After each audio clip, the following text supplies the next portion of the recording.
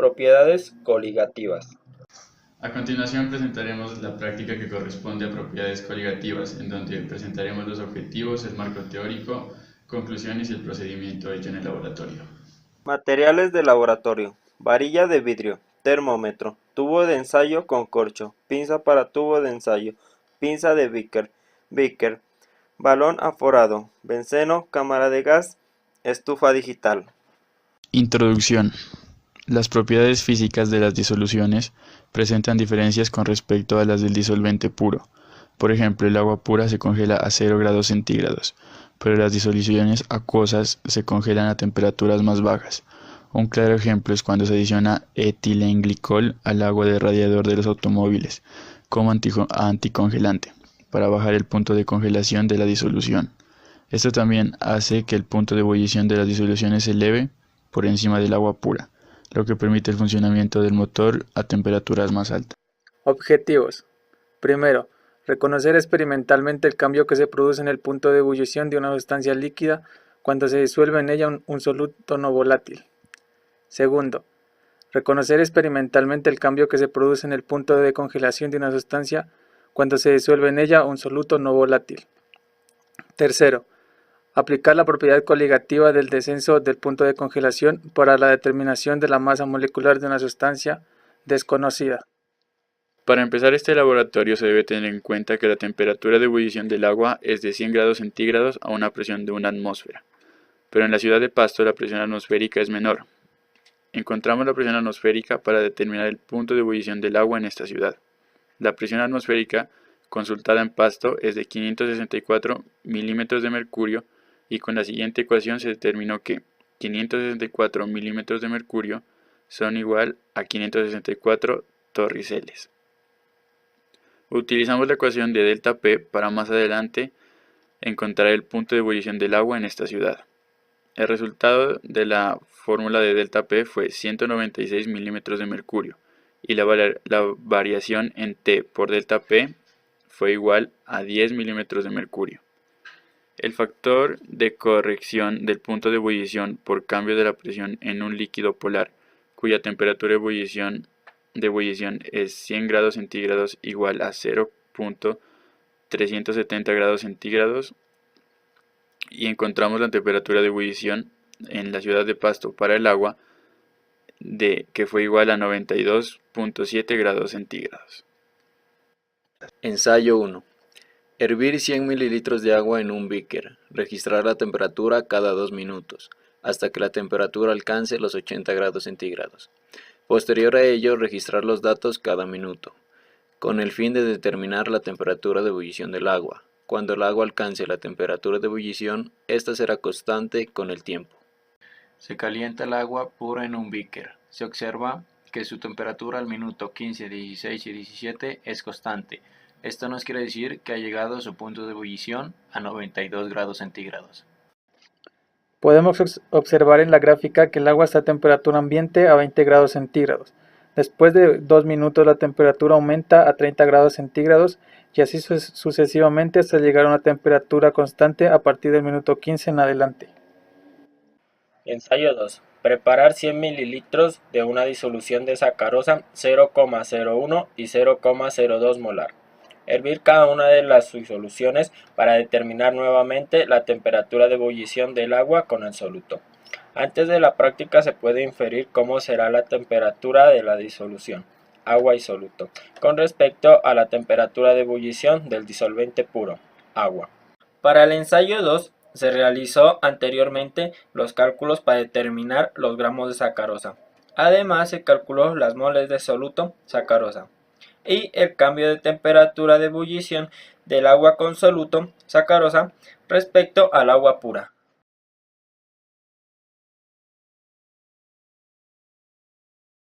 En este video se puede observar cuando medimos la cantidad en gramos requerida para el ensayo 2 de sacarosa.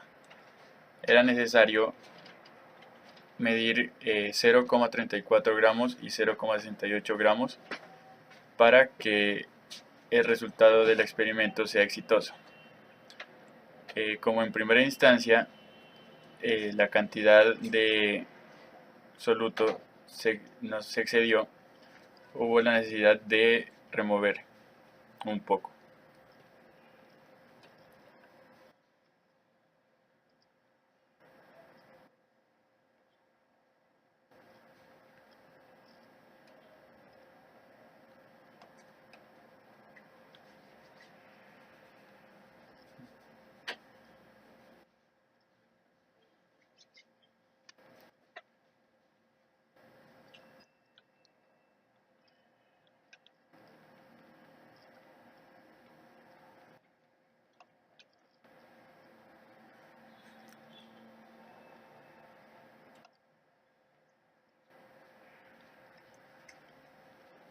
Se limpió en esta parte partículas de azúcar para que no interfirieran en la medición de la balanza.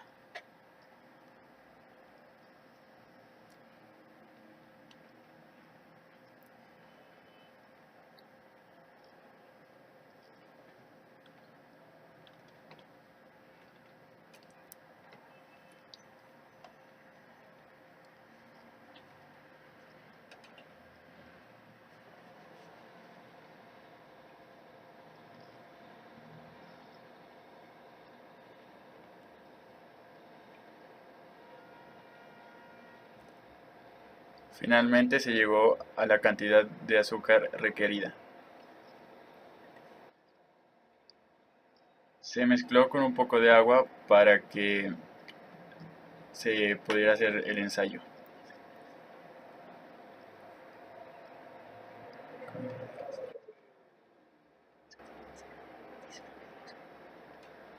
Se disolvió en agua para que las partículas sólidas no se pegaran en el tubo del balón aforado.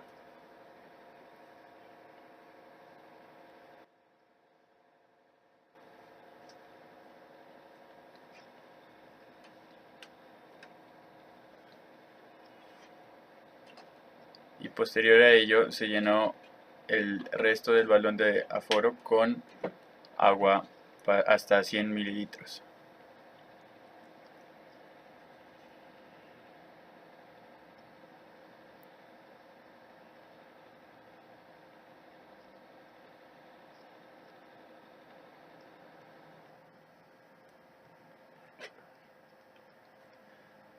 En este momento también se pudo presentar un error, ya que se pudo aplicar mucha agua, lo que pudo variar el resultado.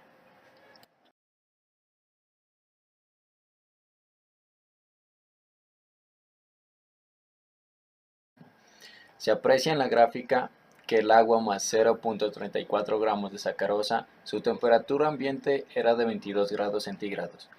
Al transcurrir el primer minuto y aplicando calor a la disolución, esta aumentó a 36 grados centígrados, y a medida que el tiempo transcurría la temperatura aumentaba, y a partir del minuto 15,3 en adelante, la temperatura se mantuvo constante a 94 grados centígrados, lo que indica que este es su punto de ebullición.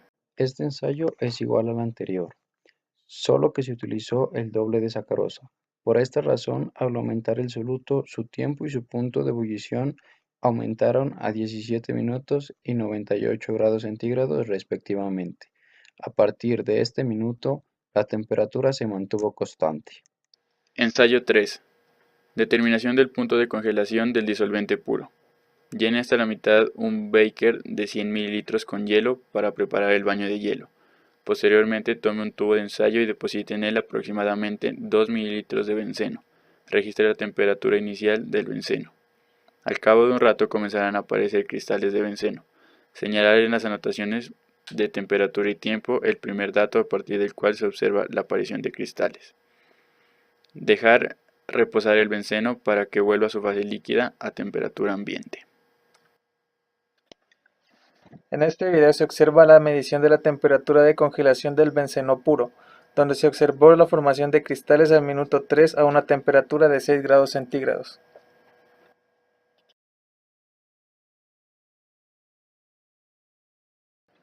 En la tabla se indica el punto de congelación del naftaleno puro. Pasado un minuto la temperatura es de 10 grados centígrados y a los 5 minutos la temperatura es de 6 grados centígrados. y esta se vuelve constante, lo que nos indica un descenso crioscópico. Se hace el cálculo de la masa molecular del naftaleno. Se realiza con los datos conocidos y utilizando las fórmulas estudiadas. Se obtiene una masa molecular de 109,41 gramomol de naftaleno.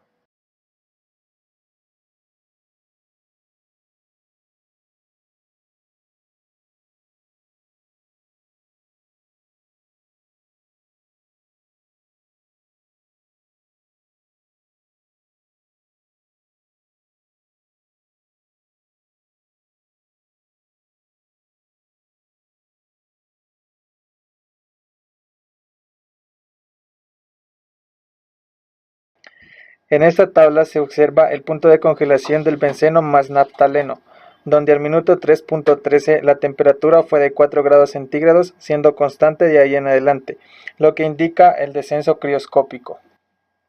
Medir 0.5 gramos de un soluto desconocido, registrar la cantidad medida, adicionar este soluto con precaución al tubo de ensayo que contiene el benceno líquido, determinar la temperatura inicial de la mezcla, llevar el tubo de ensayo que contiene el benceno más el soluto al baño de hielo y comenzar el procedimiento de enfriamiento, registrando periódicamente la temperatura tal y como se hizo con el benceno puro.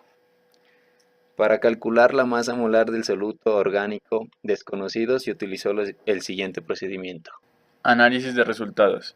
Según los datos de la tabla 1, 2 y 3 correspondientes al punto de ebullición del agua pura, agua con 0.34 gramos y 0.68 gramos de sacarosa, se puede determinar el aumento ebullioscópico tal y como hablan las propiedades coligativas, ya que de acuerdo con los experimentos, el agua pura en la ciudad de Pasto llega a una temperatura constante o de ebullición de 92 grados centígrados.